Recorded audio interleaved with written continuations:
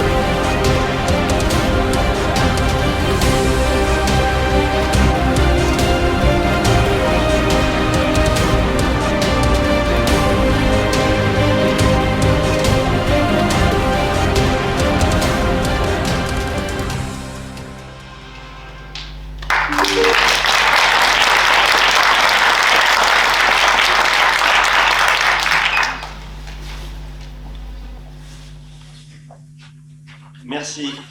Je voudrais ajouter quelques réalisations importantes de l'année 2023. En matière de travaux de voirie, les agents municipaux ont terminé la réfection du quartier de Cloué et refait une très grande partie de la peinture routière, non réalisée depuis des années. Un des trottoirs de la rue d'Alençon a été fait, n'ayant terminé le deuxième du fait de la non-intervention d'Orange pour la dépose des câbles téléphoniques et fibre optique. L'enrobé de ce trottoir sera réalisé au printemps, même si les poteaux ne sont pas déposés. Ensuite, le programme de remplacement des 300 lampes d'éclairage public les plus énergivores, passant par des LED, a bien avancé. Les travaux d'effacement des réseaux aériens, réalisés en partie sur la rue d'Alençon, la rue de la Teinture, la rue des Fossés-Nicolle, ils sont en cours rue de la Barre et rue du 14 juillet. Suite à l'analyse des besoins sociaux réalisée par le CCAS, la consultation Parole aux jeunes du territoire a été réalisée pendant le deuxième semestre 2023. Plus d'une centaine de réponses sont en cours d'analyse. En complément du travail réalisé par Amavada, elles serviront de base de réflexion aux actions à mener en matière sociale. Autres travaux importants, la construction de la nouvelle caserne de gendarmerie située boulevard Amonique, qui se poursuit, a été commencée en juin 2023, les travaux avancent bien et les gendarmes devraient intégrer leurs nouveaux locaux en septembre prochain. Je leur souhaite une bonne installation. Les travaux du marché couvert et du hall d'entrée de la mairie.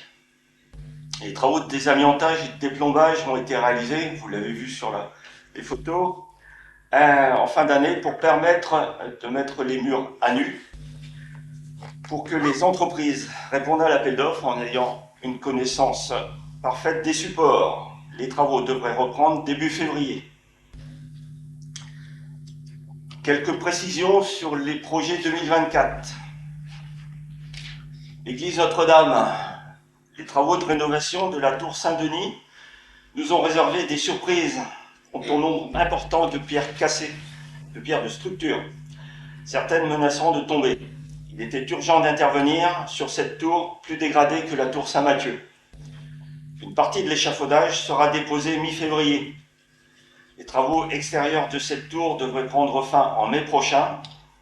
Nous continuerons cette année avec la partie centrale, qui est déjà échafaudée, et la partie intérieure de la tour Saint-Denis, avec la rénovation du carillon. Concernant l'église toujours, les travaux de remplacement de la chaudière avec la réfection de la chaufferie commenceront fin janvier. La rénovation de la maison Bobo, patrimoine remarquable de la ville, dont une partie des planchers a été démolie il y a plusieurs années. Pour traiter la présence du mérune, nous avons obtenu les financements nécessaires pour lancer la première phase de travaux qui va consister à mettre en sécurité et assainir l'ensemble du bâtiment. Le bâtiment situé entre la salle numéro 5 et la maison Bobo sera démoli. Les travaux pourraient commencer en septembre. Autre gros projet, le réseau de chaleur. La société Dalkia a été désignée délégataire pour la gestion du réseau de chaleur de la commune pendant 24 ans, à compter du 1er avril 2024. C'est un projet que nous menons depuis près de 3 ans. Il permet d'abord de préserver le fonctionnement du réseau actuel qui alimente les habitations du quartier Jacques Prévert, du lycée Flora Tristan, du centre socio-culturel Thérèse de Teinturier et du groupe scolaire Jacques Prévert. Une extension du réseau permettra de raccorder de nouveaux abonnés. La chaufferie actuelle, située boulevard Amonique, sera rénovée et agrandie. L'ancienne chaufferie charbon de l'hôpital sera transformée en chaufferie bois et l'hôpital sera raccordé aussi au réseau. Je voudrais remercier monsieur le directeur du groupement hospitalier territorial et madame la directrice du Chic des Andennes pour l'intérêt qu'ils ont porté à ce projet en acceptant de mettre à disposition les bâtiments de l'hôpital et surtout en décidant de se raccorder au réseau, élément important pour l'équilibre financier de l'opération. Je voudrais également remercier madame la présidente de la communauté de communes du Pays Fertois, du Cache Carougien, pour accepter également de raccorder la piscine intercommunale à ce réseau. Le quartier Jacques Prévert, l'avant-projet d'aménagement du quartier Jacques Prévert a été validé par les 2 bailleurs sociaux présents sur le quartier, Logicia et Ornhabitat. La première tranche de travaux concernera la création d'une route reliant l'avenue Le Meunier de la Rayère au parking situé entre la tour 18 et le foyer des jeunes travailleurs, ainsi que la desserte de l'espace nécessaire à la construction de 10 logements Logicia. La construction de 4 logements Logicia et 8 logements Ornhabitat devrait, quant à eux, commencer en fin d'année. Toujours en matière de rénovation urbaine avec le centre-ville, nous avons été retenus fin 2020, petite ville de demain, comme les communes d'Athis, Val-de-Rouve et Briouze. L'absence d'un chef de projet de Fléraglo sur la Ferté-Massé ne nous a pas permis, comme les communes voisines de Briouze, Athis, Val-de-Rouve, Bagnoles de l'Orne, Normandie, Carouge et Donfront, de signer la convention avec l'État, convention permettant la mise en place d'une opération de revitalisation du territoire qui vise une requalification d'ensemble d'un centre-ville par la rénovation du parc de logements, de locaux commerciaux et artisanaux, et plus globalement, le tissu urbain pour créer un cadre de vie attractif, propice au développement à long terme du territoire. Nous continuerons le travail commencé sur les immeubles abandonnés, vétustes et insalubres du centre-ville, afin d'y retrouver des logements de qualité. Une année 2024 qui sera également placée sous le signe de la nature, de l'environnement et de la sobriété énergétique, sont ainsi prévues la réalisation de l'arboretum de la base de loisirs, avec la plantation d'une 40aine d'arbres. Comme je l'ai indiqué précédemment, le début des travaux du réseau de chaleur et du chaufferie bois, avec ce projet qui valorisera 4 864 tonnes par an de sous-produits de l'industrie du bois. C'est une limitation de l'impact des émissions de CO2 dans l'atmosphère de 2600 tonnes par an, soit 62 400 tonnes sur la durée du contrat. L'été pluvieux de 2023 ne doit pas nous faire oublier la sécheresse de l'été 2022. Nous travaillons sur des modifications à apporter sur le fleurissement de la ville pour qu'il soit moins consommateur d'eau. Nous devons aussi nous adapter à l'interdiction d'utiliser des produits phytosanitaires pour le désherbage, notamment pour l'entretien des cimetières. Le projet de rénovation de l'école maternelle Jacques Prévert devrait permettre un gain énergétique de 43%. Nous sommes toujours en recherche de compléments de financement sur ce projet. En matière de culture, le programme des animations, concerts, théâtre au quartier Jacques Prévert notamment, sera reconduit. Le récollement des collections du musée municipal et du musée du jouet est terminé. Le projet scientifique demandé par la DRAC sera réalisé cette année. À noter l'augmentation importante de la fréquentation du musée du jouet en 2023.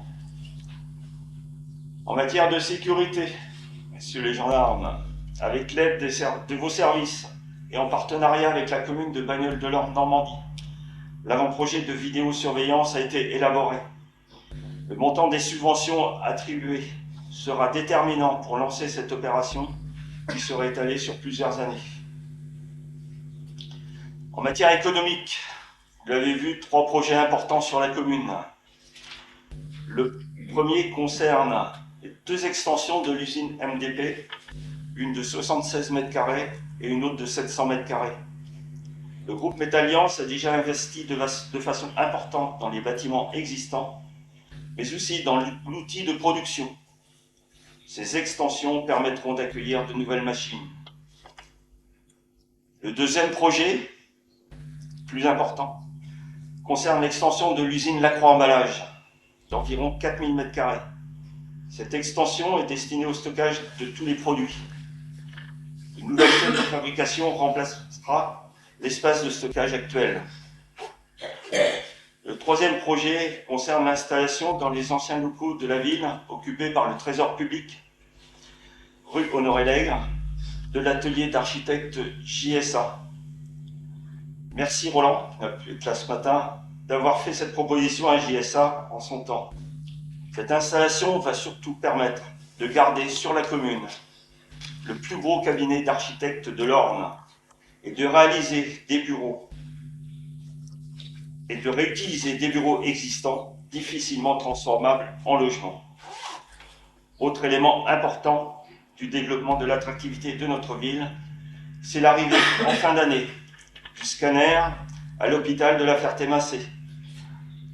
Le directeur général de l'Agence régionale de santé, lors de sa visite de jeudi dernier, a confirmé que rien ne faisait obstacle à cette installation. L'Assemblée citoyenne a fixé la date de réception des nouveaux habitants à la mairie le 3 octobre prochain. Elle continue également à travailler sur la question de la propreté en ville, les crottes de chiens, les mégots, etc. Et puis, il y a notre dossier de sortie de Fleraglio. Après que Madame la préfète se soit opposée, estimant qu'il fallait au moins 50 000 habitants dans la démarche dérogatoire, c'est Monsieur le préfet qui s'est opposé, estimant que Fleraglio ne pouvait pas descendre en dessous de 50 000 habitants dans la démarche de droit commun. C'était d'ailleurs peut-être en dessous de 50 001 habitants qu'il fallait dire. Le tribunal, dans son jugement du 25 septembre dernier, a jugé que Monsieur le préfet avait commis une erreur de droit, car aucune condition de seuil de population n'est prévue par la loi, ni même abordée au cours des débats parlementaires. Ce jugement nous a été notifié en fixant au 25 novembre le délai de recours devant la Cour administrative d'appel de Nantes. Ce délai passé sans appel déposé, c'est d'ailleurs ce que j'avais répondu lors du dernier conseil municipal, nous avons demandé au tribunal administratif de Caen une confirmation écrite. Quelle ne fut pas notre surprise lorsque celui-ci nous informe par ordonnance du 5 janvier avoir commis une erreur en oubliant de notifier le jugement au ministère concerné comme l'imposent les textes. Après avoir bénéficié d'un bon mois supplémentaire par rapport au délai qui nous était donné, le ministère a déposé son mémoire devant la Cour administrative d'appel de Nantes le 4 janvier dernier. Cet appel n'étant pas suspensif, c'est-à-dire que le jugement doit donc être exécuté. Et nos demandes d'inscription à l'ordre du jour du Conseil communautaire de Fleraglio d'avril 2021 et d'avril 2022 étant restées vaines, nous avons demandé l'intervention de Monsieur le préfet, comme nous le permettent les textes. Que fera Monsieur le préfet? Que fera Monsieur Guézoué, qui avait dit dans la presse en 2020 qu'il ne faut pas garder des gens qui veulent partir? Aurait-il changé d'avis devant la manne financière apportée chaque année par la ville de la Ferté-Macé? Sans relâche et avec détermination, nous mettrons tout en œuvre, avec la présidente et les élus de la communauté de communes du Pays Fertois et du Bocage carougien, pour réinscrire notre ville dans son bassin de vie, seule échelle de développement possible de notre territoire. Je terminerai mon propos en remerciant toutes les institutions et tous les services avec lesquels nous collaborons tout au long de l'année et qui nous accompagnent dans toutes nos actions et dans tous nos projets. Je souhaite également remercier l'ensemble des élus du conseil municipal, adjoints et conseillers municipaux, ainsi que l'ensemble des agents des services municipaux pour leur implication au service des Fertoises et des Fertois, sans qui rien ne serait possible. C'est sur ces mots que je remercie l'association Ciné-Ferté pour avoir mis à notre disposition notre salle Jean-Philippe et en mon nom et au nom du conseil municipal, vous adressez à toutes et à tous les meilleurs vœux pour cette année 2024, qu'elle soit une année empreinte de solidarité et d'humanité et qu'elle puisse voir fleurir bonheur, réussite et santé pour tous. Je vous remercie en vous invitant à prendre le verre de l'amitié dans la salle d'exposition à côté après les discours. Je vous remercie.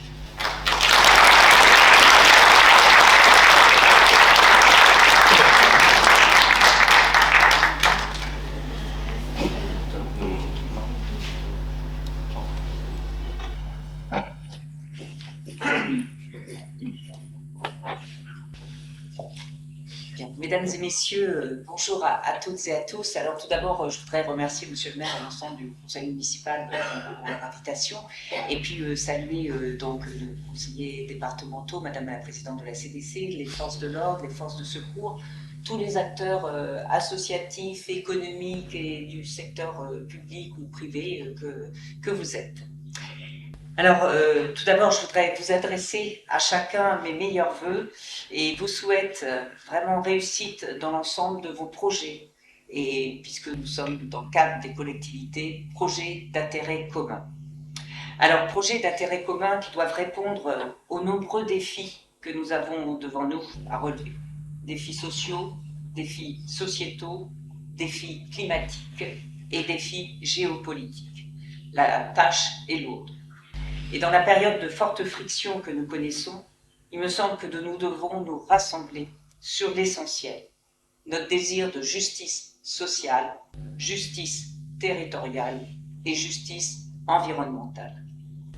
Alors, à mon niveau, donc parlementaire, donc il s'agit de se prononcer pour des politiques publiques au service des citoyens et citoyennes et au service des territoires ruraux. C'est en ce sens que je défends le renforcement régulier des services publics qui ont été mis à mal ces dernières années. Alors je pense particulièrement à la question d'éducation. Je pense aux écoles, collèges et lycées qui ont une place importante ici dans le bassin de vie donc, de la Ferté-Macé, et je me réjouis des postes qu'on a pu sauver, des postes d'enseignants que l'on a pu sauver. On a d'autres défis à mener, c'est la question aussi des remplacements dans le secondaire pour lesquels nous sommes régulièrement interpellés et pour lesquels évidemment nous apportons donc tout notre soutien. C'est le cas aussi sur la question de la santé. L'an passé, je pense vous avoir parlé donc de notre projet de loi qui consiste à prévoir une meilleure répartition des professionnels de santé sur les territoires. Cette mesure phare, nous l'avons portée pratiquement tout au long de l'année au Parlement, et je dois dire que malheureusement, nous n'avons pas eu de majorité qui nous permettent aujourd'hui de dire qu'on aura une meilleure répartition des professionnels de santé sur les territoires. J'en suis extrêmement déçue. Mais ceci étant dit, ce que je voulais vous dire, c'est que nous continuons avec notre groupe de travail transpartisan sur cette voie-là, et que, évidemment, qu'à chaque fois que l'occasion nous sera proposée, on reviendra sur cette proposition. Je voudrais dire aussi que, à l'occasion notamment de la dernière loi qui valent tout sur la question de la santé qui a été discutée, nous n'avons pas pu donc obtenir cette question de la régulation, mais nous avons obtenu quand même de petites avancées. Les petites avancées, c'est la question d'une meilleure organisation des soins, c'est la question de la délégation de tâches, ce qu'on appelle la délégation de tâches, donc ce qui permet de mieux reconnaître les compétences des paramédicaux, tels que les infirmiers, infirmières, kinésithérapeutes, orthophonistes, etc., qui prennent une place plus importante donc, dans l'organisation des soins et vont pouvoir travailler de façon plus indépendante, ce qui va permettre quand même de fluidifier l'accès aux soins. Je voudrais ajouter aussi que sur le territoire, une communauté professionnelle territoriale de santé s'est créée, et que cela permet donc à l'ensemble des professionnels qui le souhaitent et qui se sentent investis de travailler ensemble, et donc de pouvoir aussi permettre aux citoyens de pouvoir accéder à un système de soins qui soit plus performant grâce au travail de coordination qui sera proposé par les professionnels de santé. Voilà, on voit qu'il y a une belle dynamique qui s'est installée, et voilà, j'invite évidemment les professionnels de santé à pouvoir... D'abord, je les félicite de s'être investis dans ce travail-là, et puis évidemment, je les soutiens dans toutes les actions qu'ils pourront mener voilà, pour un meilleur accès aux soins. Alors, service public, santé, et c'est aussi l'hôpital. Donc, monsieur le maire, vous avez fait allusion à cette question du scanner, une question voilà, que l'on suit ensemble déjà depuis donc un petit bout de temps. En effet, il va y avoir un nouvel appel à projet auquel donc l'hôpital de la Ferté-Massé répondra. Et voilà, pour l'instant, on a commencé à réunir les chiffres, nous avons les chiffres de l'hôpital bien sûr, et on a commencé à réunir les chiffres aussi des prescriptions qui ont lieu dans le bassin de vie, et elles ont augmenté, donc ce sont des facteurs tout à fait favorables. Maintenant, nous avons des beaux signaux, effectivement, mais bon, il faudra quand même attendre l'aval de l'ARS par rapport à cette autorisation. Alors la question des services publics aussi, c'est la question des mobilités. Je ne vais pas tous les citer, mais la question des mobilités, il se trouve que j'en parlais tout à l'heure là en arrivant dans la salle. Ça c'est vraiment un facteur absolument essentiel. Et vous savez que bon, on a la question évidemment des lignes ferroviaires qui doivent être absolument renforcées. Il y a des travaux en ce moment. C'est vrai que ça impacte les voyages voilà, des citoyens. On suit aussi ces questions-là. Hein. Et pour nous, il y a deux lignes qui sont absolument essentielles. Évidemment, c'est la ligne Paris-Granville et puis de ma circonscription, la ligne aussi, bien sûr, qui arrive sur Alençon.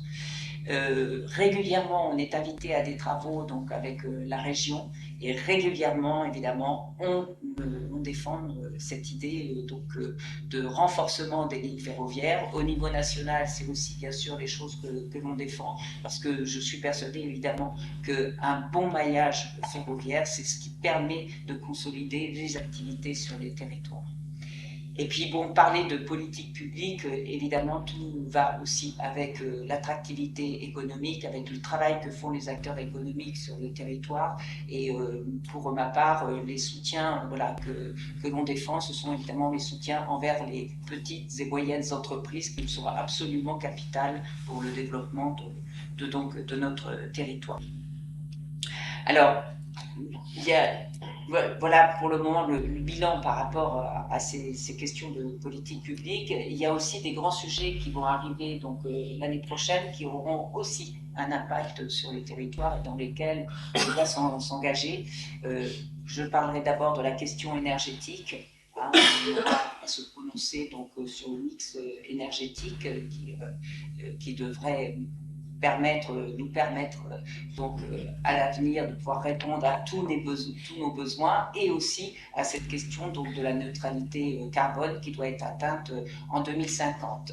Très clairement, aujourd'hui, avec le développement que l'on a, on a un trou énergétique entre la période de 2030 et 2040. Et ce n'est pas le nucléaire qui va nous sauver. Il faut le dire, puisque même dans le cadre du développement du nucléaire, de toute façon, les possibilités d'action ne seront réelles qu'à partir de 2040. Donc aujourd'hui, ça veut dire qu'il faut bien un coup d'accélérateur sur la question des énergies renouvelables. Je sais qu'il y a des choses qui se font sur le territoire, notamment sur la question voilà, l'énergie solaire, etc. Et voilà, j'invite effectivement l'ensemble des collectivités à s'inscrire dans le cadre qui est donné par la loi du développement des énergies renouvelables, hein, puisqu'elle peut permettre aux collectivités de s'investir en ce sens-là et en même temps aussi de développer ces ressources et ressources financières. Autre sujet qui sera important aussi, c'est la question de la loi d'orientation agricole, extrêmement importante aussi pour notre territoire. Il y a des enjeux très importants en matière de formation, en matière de renouvellement des générations et bien entendu aussi en matière de choix de type d'agriculture que nous voulons pour nos territoires. Pour ma part, voilà, je pose le principe qu'on doit revenir à des productions qui soient liées à nos territoires et qu'elles doivent permettre de garder l'emploi, sinon de le développer. Et bien entendu, ce modèle-là, c'est le modèle qui correspond au virage agroécologique qui a été donné il y a quelques années, à mon avis, qu'il faut renforcer et qui permet aussi, en même temps, la protection de toutes nos ressources dont nous avons besoin. Je pense à l'eau, à l'air, je pense à la question aussi des paysages et notamment à la question de l'agroforesterie. Nous avons ici le directeur du CFTA et on a eu l'occasion déjà d'évoquer les sujets ensemble, et ça nous semble important de conforter cette agriculture qui est liée donc à nos territoires, qui doit être pourvoyeuse d'emplois, et donc en parallèle évidemment de travailler sur la question des formations qui nous permettront de pouvoir remettre en place de nouvelles générations. Je m'arrêterai là et je terminerai simplement en disant voilà, nous avons des sujets qui sont lourds, mais encore une fois, vraiment, j'appelle donc à l'écoute, j'appelle au rassemblement, et je vous souhaite à tous une bonne année 2024.